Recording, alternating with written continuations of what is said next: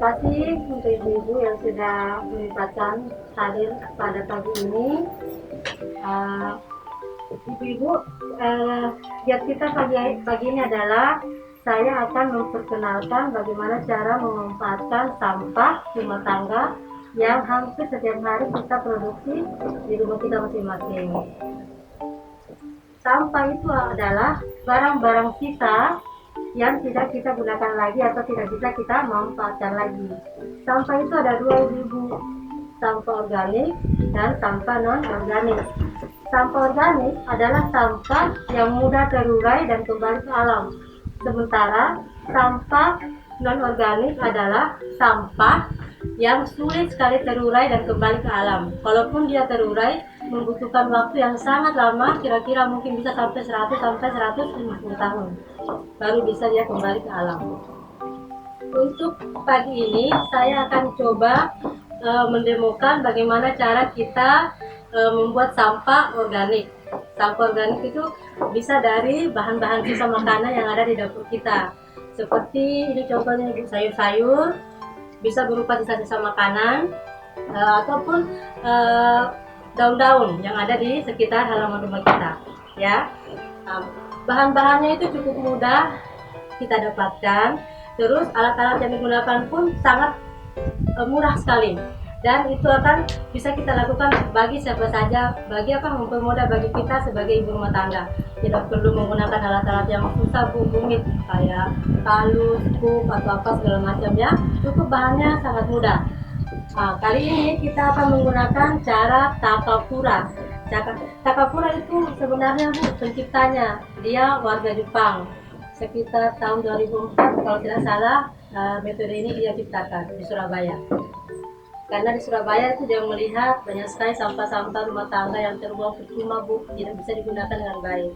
Akhirnya muncul idenya untuk membuat proses pembuatan kompos dengan cara Takakura. Kompos Takakura itu kayak seperti kompos yang kering bisa seperti tanah begitu. Caranya itu, Bu, itu kali ini saya akan menggunakan bahan seperti ini, Bu, keranjang. Jadi kita pilih keranjang yang sisi-sisinya semua ini 4 sisi ini berlubang ya, supaya proses udaranya itu ada prosesnya. Jadi nanti di dalamnya akan tetap lembab. Ini kita gunakan terus supaya ini tidak keluar nanti sampah-sampah yang kita simpan di sini. Kita gunakan dos yang agak tebal untuk menutupi setiap porinya, seperti ini caranya.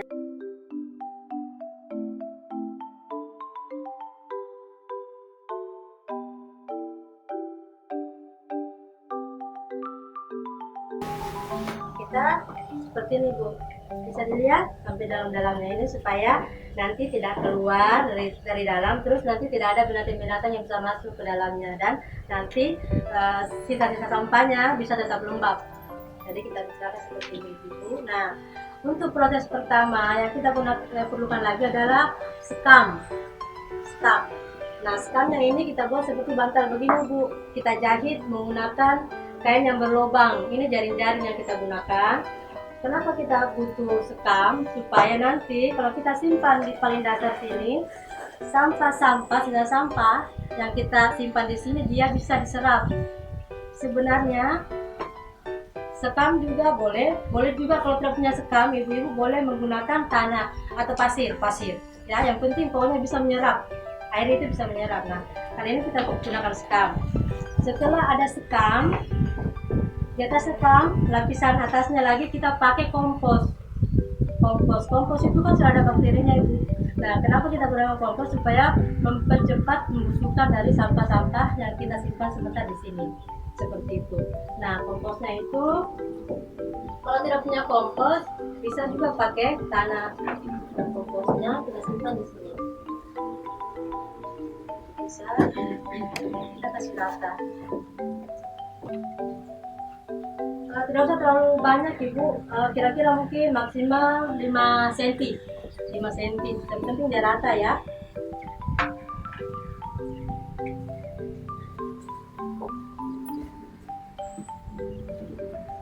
Nah, seperti ini. Kalau sudah rata kita simpan di atasnya lagi itu sisa-sisa sisa-sisa sampah ini, sayur-sayuran ini boleh disimpan di sini, tapi dengan catatan supaya proses pembusukannya lebih cepat, ini harus kita kecilkan dulu volumenya, jangan terlalu besar. Jadi kita harus cincang-cincang, caca-caca sekecil mungkin. Semakin kecil dia akan semakin bagus, semakin cepat. Jadi kita caca-caca dulu ibu ya. Pokoknya kita kasih cepat. Pencacahannya kasih kecil, sekecil mungkin supaya prosesnya nanti semua sisa-sisa sampah dari tumbuh-tumbuhan boleh ibu. Yang tidak boleh itu adalah sisa-sisa sampah berupa yang dari hewani, kayak dari sisa-sisa daging, tulang ikan, ayam, telur, itu tidak boleh ibu. Kenapa tidak boleh? Karena itu nanti akan menghasilkan belatung atau ulat-ulat, nanti akan busuk. Jadi makanya tidak boleh. Jadi dia hanya boleh kayak sampah, daun-daun, sayur-sayur, wortel, sisa nasi, itu boleh ibu ya. Nah kita ini, setelah itu kita seperti ini, contohnya kan seperti ini bu ya, sudah ada contohnya. Ini setelah kita cacah, supaya proses pembusukannya lebih cepat dan tidak menimbulkan nanti bau, kita campur dengan cairan biostarter. Nah, cairan itu bisa berupa EM4. Ini banyak terdapat di toko-toko tani, Bu, ya. Bisa kita beli di sana. Terus kalau misalnya kita tidak dapat ini, boleh bikin sendiri, Bu. Namanya molase. Bahan-bahannya itu cukup mudah didapat. Seperti ini, bahannya ini sudah kita buat. Bahannya dari gula pasir, gula aren, dan air. Tapi karena kita menggunakan cepat, sementara ini kalau kita bikin sendiri itu biasanya proses penggunaannya itu bisa sampai 2 minggu baru boleh digunakan.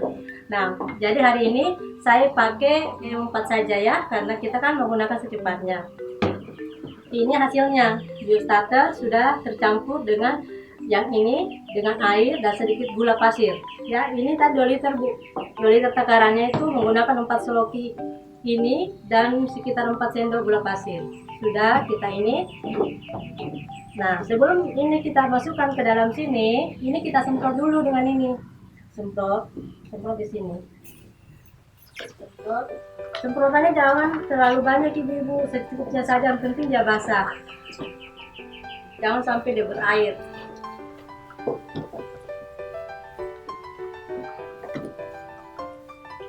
Bikin tutup.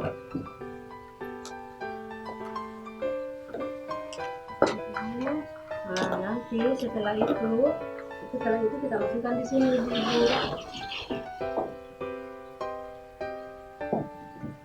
Masukkan di sini, kita ratakan.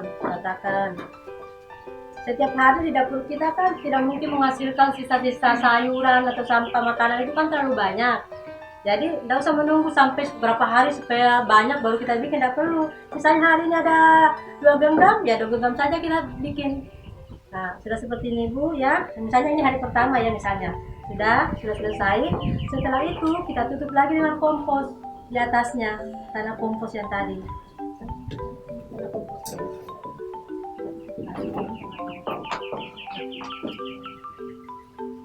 Supaya dia nanti akan menyerap cepat ini prosesnya. Jadi kita tutup lagi dengan minyak. Masih rata ya ibu ya.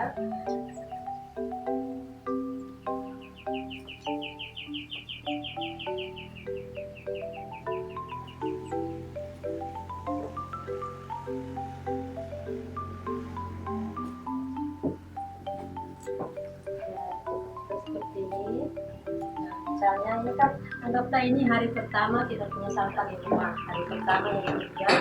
Nah, mungkin sampahnya akan terkumpul 1 atau 2 hari lagi kemudian. Jadi karena tidak ada sampah, jadi kita tutup dulu simpan. Nah, kita tutup dulu. Sebelum kita tutup, kita ini simpan lagi di atasnya ini skam tadi yang sudah kita jadikan seperti bantalan ini, kita tutup.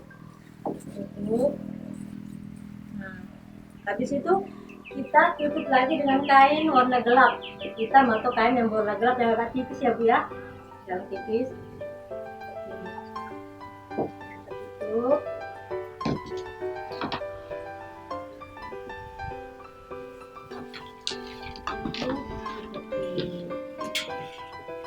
Ini tidak berbau Ibu, tidak berbau, jadi kita bisa simpan di dalam rumah, di dapur atau di mana, tapi jangan terkena sinar matahari langsung ya. Nah, misalnya kita simpan di bawah sini ya. Nah, seperti itu. Jadi caranya cukup mudah dan simple. Nah, anggaplah ibu-ibu besok kita punya sampah lagi, kita punya sisa-sisa sampah lagi, kita ambil lagi nih, kita ambil lagi. Prosesnya sama seperti tadi. Prosesnya sama seperti tadi. Ya. Sudah ada, jadi kita simpan lagi. Ada lagi nih kan sampahnya. Misalnya, ada lagi nih saya punya sisa-sisa makanan. Bisa langsung dibuat. Nah, caranya sama. Kita semprot lagi. Nah, setelah tercampur rata, kita masukkan lagi di sini. Jadi begitu sampai dia penuh keranjang kita. Keranjangnya enggak usah sampai penuh sekali ke atas, bukan, karena kita lagi nanti kan ada bantalan lagi di atasnya ya, supaya nanti tertutupnya bagus. Nah, ada lagi kan habis.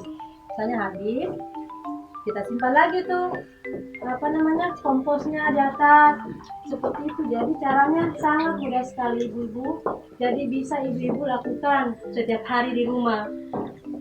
Selain kalau kita sudah bikin begini ibu-ibu, mungkin kita tidak perlu lagi beli pupuk untuk tanaman kita, karena kita bisa menghasilkan sendiri dari rumah, membantu mengurangi sampah kita juga sebenarnya bisa mengurangi uang pengeluaran dapur kita ibu-ibu. Karena apa? Kalau kita bikin begini kan artinya tidak usah kita beli pupuk lagi untuk tanaman kita, karena kita bisa buat sendiri, jadi lebih irit. Sampah yang dulunya kita bisa buang karena akan busuk, kita bisa manfaatkan untuk keperluan rumah tangga kita sendiri. Jadi seperti itu. Nah, ini setelah selesai, kita tutup dengan ini, bantalan ini ya. Anggaplah ini sudah penuh ya, sudah penuh prosesnya. Terus kita tutup dengan ini.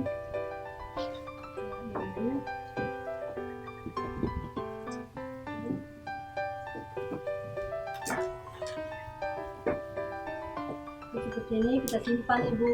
Ini prosesnya bisa membutuhkan waktu kurang lebih 3-4 minggu baru bisa digunakan sampahnya. Nanti ini akan menghasilkan sampah kering seperti tanah. Jadi setelah jadi kita bisa simpan Bu di polybagnya kita atau di potnya kita untuk kita jadikan bahan untuk menanam tanaman. Bisa untuk tanam bunga atau rimpang-rimpang sayur ya. Jadi ini sangat bermanfaat sekali kalau kita lakukan setiap hari di rumah kita ya ibu ya.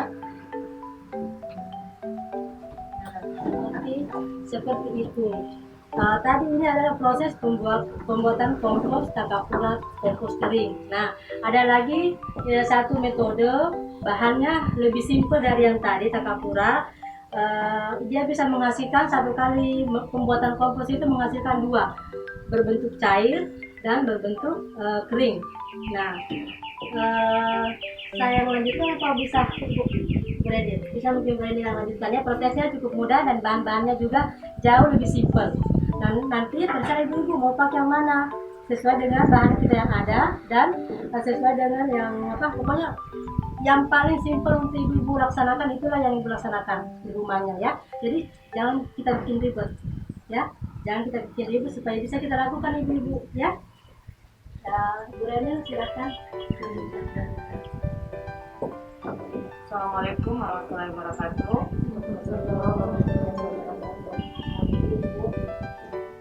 Pada hari ini saya akan mempraktekkan cara pembuatan kompos padat dan cair. Jadi kita mulai saja ya ibu.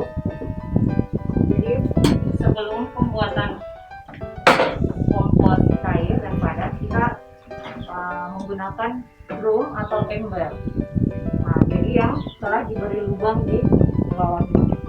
Kemudian di dalamnya itu kita letakkan semplat yang di bawahnya telah disangga dengan kayu ya.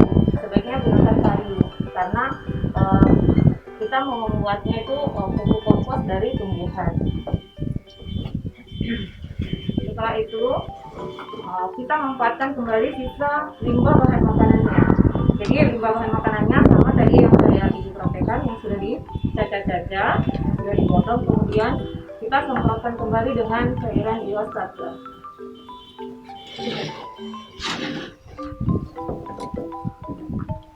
Jadi sama ya ibu-ibu, sampah atau limbah makanannya itu kita buat lebih basah dia daripada pembuatan yang sebelumnya itu kompos kering atau tetap kering itu sebelumnya sudah.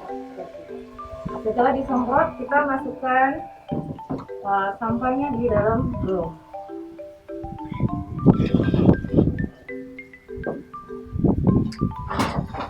Jadi kita masukkan itu secara merata ya ibu.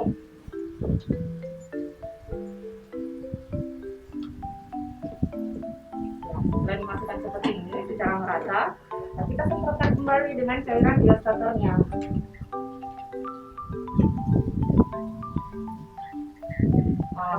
Gunanya agar sampahnya itu lebih basah.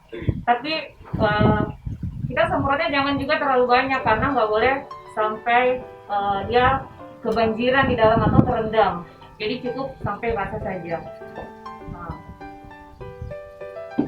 Setelah itu, jika sisa makanannya masih ada, kita masukkan lagi, campur lagi di dalamnya untuk yang proses berikutnya. Masukkan lagi merata seperti ini. Kemudian disemprot lagi dengan cairan biostarternya. Semprot sampai basah. Jadi diingat ya ibu-ibu, jangan sampai kebanjiran, cukup basah saja. Nah, dari proses ini nanti kita akan menghasilkan kompos yang padat dan cair yang akan tinggal di bawah. Padatnya itu tinggal di atas. Setelah itu, setelah kita masukkan sampahnya itu ditutup rapat ibu-ibu, seperti ini. Nanti kalau misalkan ibu-ibu tidak suka karena pada saat penyimpanan sampah ini akan menimbulkan bau. Caranya supaya baunya itu nggak ada, kalau ibu-ibu punya prototipe bisa dimasukkan prototipe di dalamnya.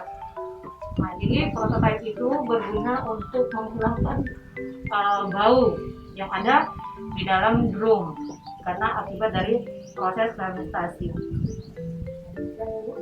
Saya tambahkan, prosesnya ini juga bisa sampai 3-4 minggu baru bisa digunakan ya.